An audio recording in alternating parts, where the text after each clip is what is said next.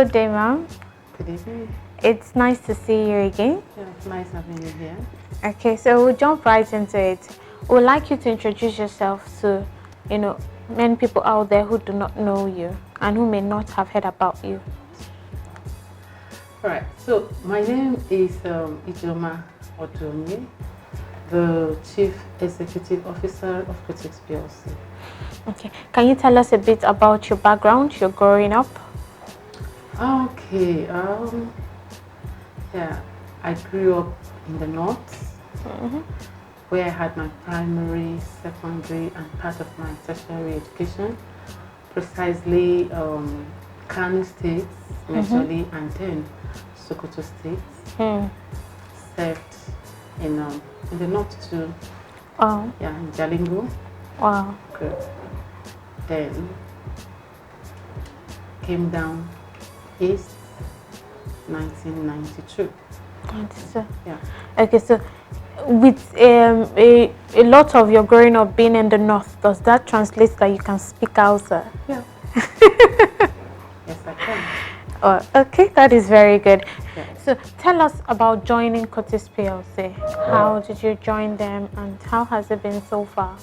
Well, I after the Christmas celebrations, 1991 December, January, I went out to look for job.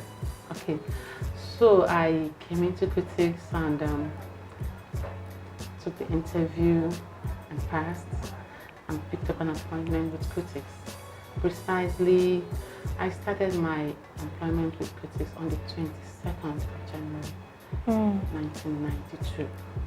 I see that the day is still very fresh in your memory. Because you know what really happened was I came in to submit my letter of application and coincidentally I was asked to go in for an interview immediately. So I can't forget that day. So it was a miracle. Well, miracle and a very fast one, I must say, because I was like, okay, time to begin to look for work. So let's begin the spray of application. But as God will have it, I must say, coincidentally, they had a need for my discipline. So I had to go in for the interview immediately and it was successful and I started work almost the same week. Okay, ma'am. You talked about your discipline being in need as at that time you came to Cutix. So I want to know, what did you study and what role did you start with? Okay. I studied secretarial administration.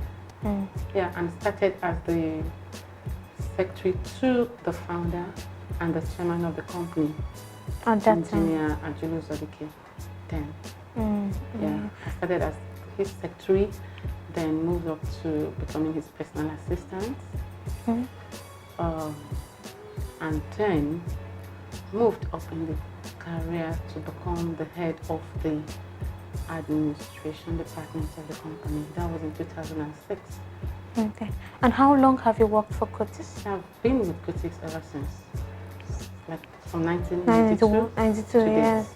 So that is about 28 years. Yeah. That is a long time. Wow. Yeah. And how has the journey been so far? Like working with people, meeting new people, handling your positions. What was it like for you? Well, I would say both challenging and interesting.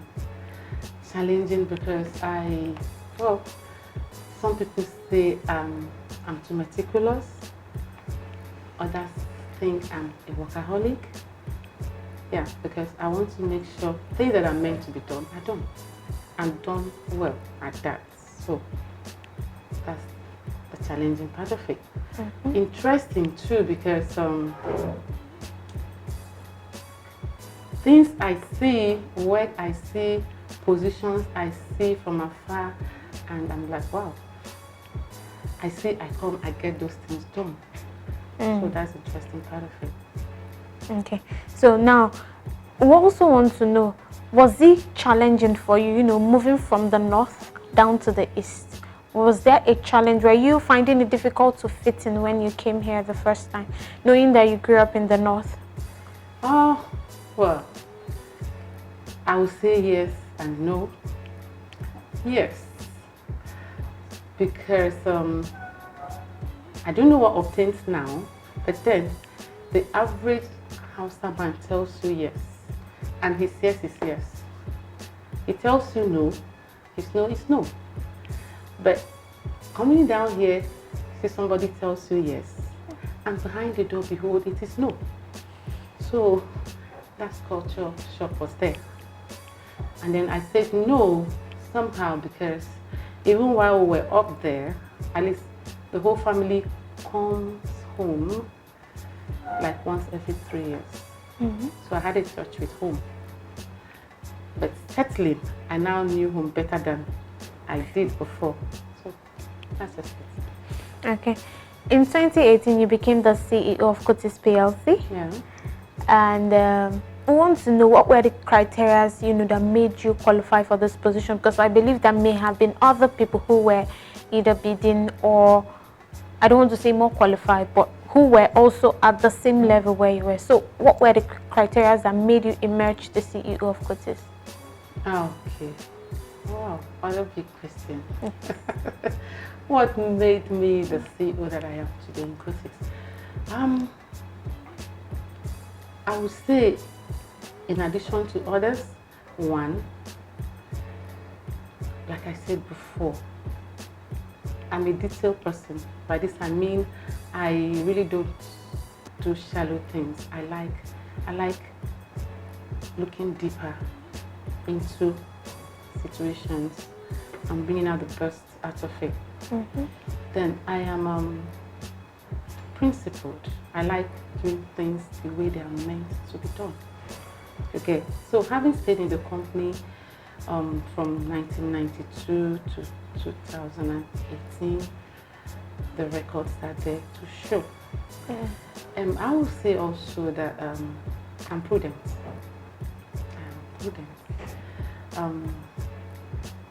My philosophy in life is, what does not belong to you really shouldn't bother you. Just make do with what belongs to you, and you're happy. So I don't really. I think I can beat my chest and say I'm trustworthy when it comes to fund management. Yeah, I am. I have my record to show that. Okay. So for sure, I'm not part of the interview panel. Okay. So I can't sit here and give you the A to Z of everything that made me sit here today. But I know those few I've told you. Okay. And another thing is I have a good listening ear. Okay, like it's like an engineering company. Yes. And I did major in engineering. Exactly. Yeah. So to be able to pilot the affairs of this company, you need to have a listening ear. And you need to be humble to the extent that you can tell the man that has the skill you need, yes, I know you have it, and I need you to do it for me. That's it. So I was coming to that question, engineering and secretarial management, or management. So how does that fit in? How easy is it for you to be the CEO of an engineering company despite your background? Yes, it is easy because the system in the company here is the way the company runs is such that nobody is allowed to be the sole owner of the skills required. Okay, it's an ISO certified company, meaning you say what you do, you put it down on papers and do them the way they are written. So you see that the processes in all the departments are documented. And if you are principled and you want to go a step further, then you should be able to know what should be done in the different departments because those documents are there. So the next thing for you is to be able to find out who is it in this department that can do it best for me and make sure it is done. Not necessarily by mostly carrot and stick, but good human relationships. Yeah. So you get them to understand the matter in the business and they contribute their best to make sure everybody gets going. Okay. So what is it like for you being a female CEO in the midst of, you know, a male-dominated, how would I say, profession? What do you feel like? Oh, I would say nothing special, precisely. Yeah, nothing. Because, like I said, I like challenges. Okay, I like challenges, and I give it to you when you have it. By this, I mean, yes, maybe you're the engineer in the system, and you're a man, and you know what should be done. And I need you to do it. So the thing is to tell you what I need you to do.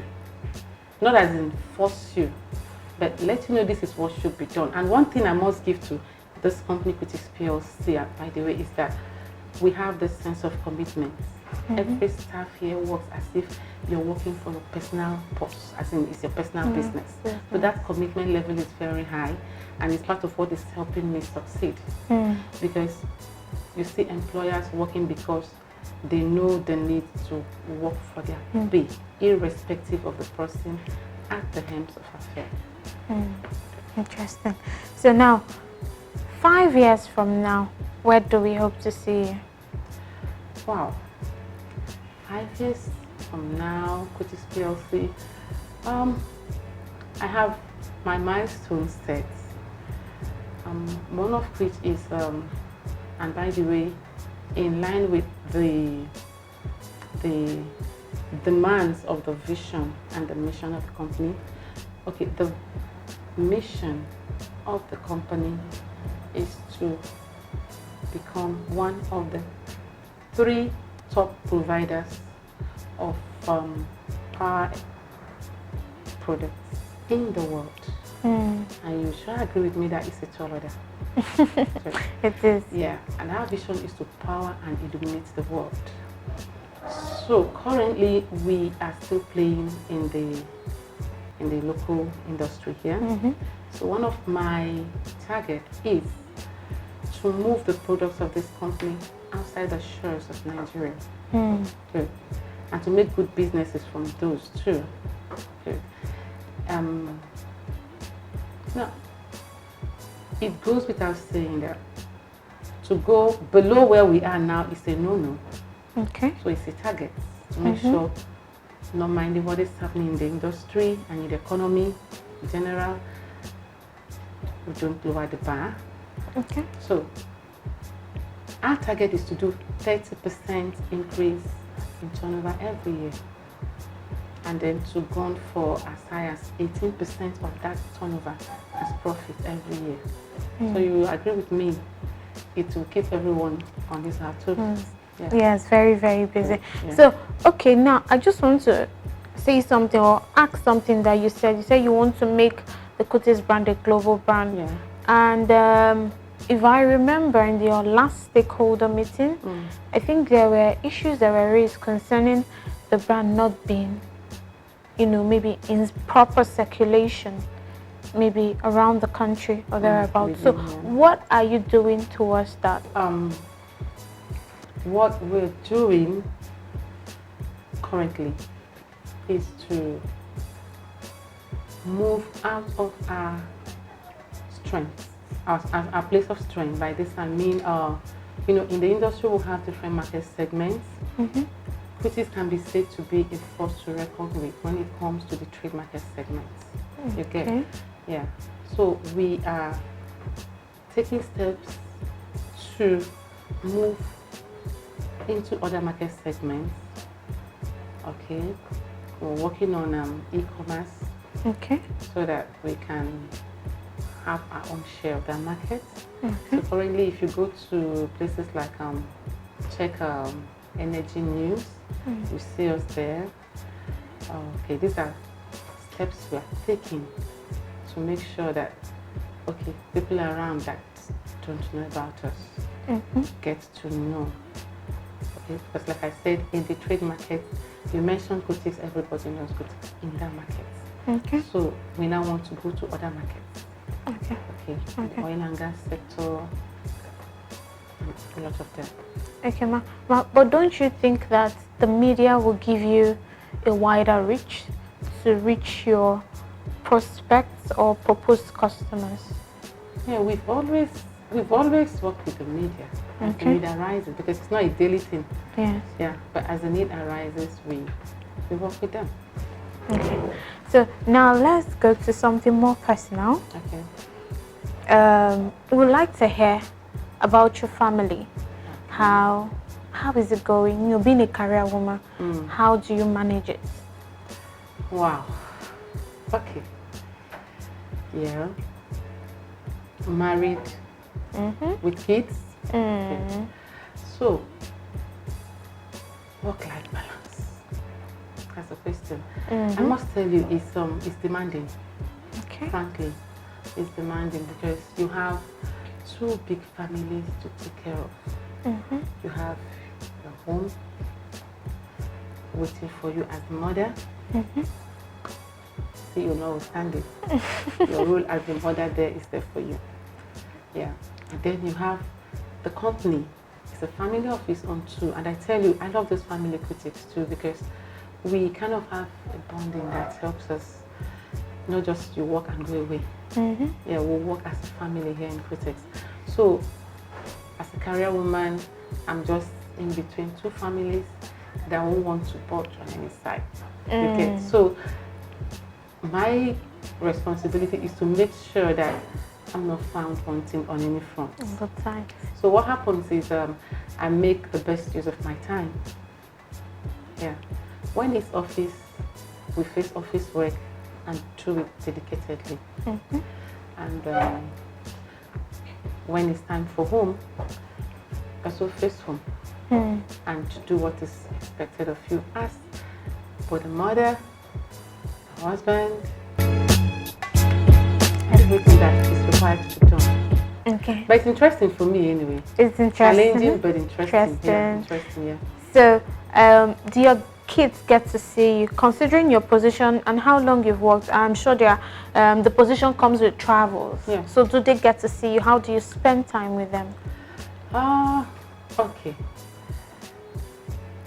The office work takes a larger part of my time. I tell you, before I became the CEO, I don't go home with one piece of paper. I make sure I finish my work here. One thing I do is once it is time for work, I face work and work.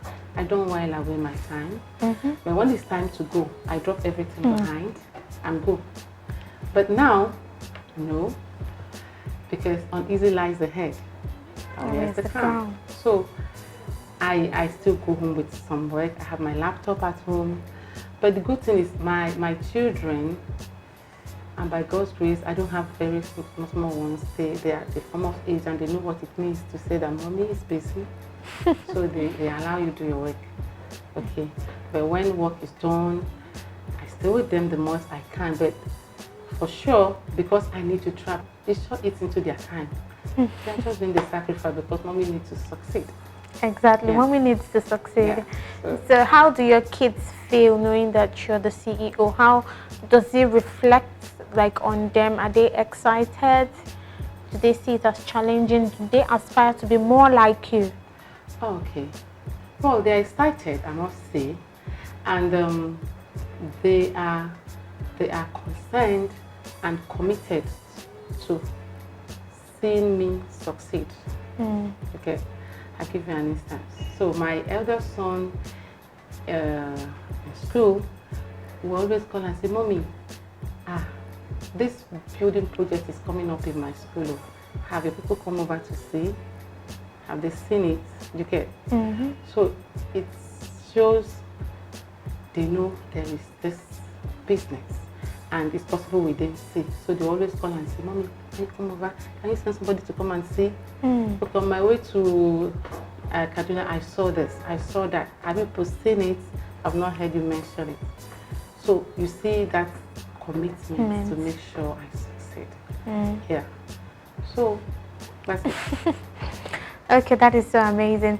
Okay, so I want you to give advice to other young women who are battling, between career and family, having that work balance. Yes. Well, I would say I would say mothers will have different grades. For me, I don't have like infants, I don't have kids. I think the youngest, the twins, they are like 13 years. So at least they can reason, they can understand. So I won't liken myself to a career woman that has toddlers. If you have toddlers, you have infants that age, the home needs more of your time. You get, so you need to like strike a balance. Else, one front will suffer. And what betide you if your home is problem for you?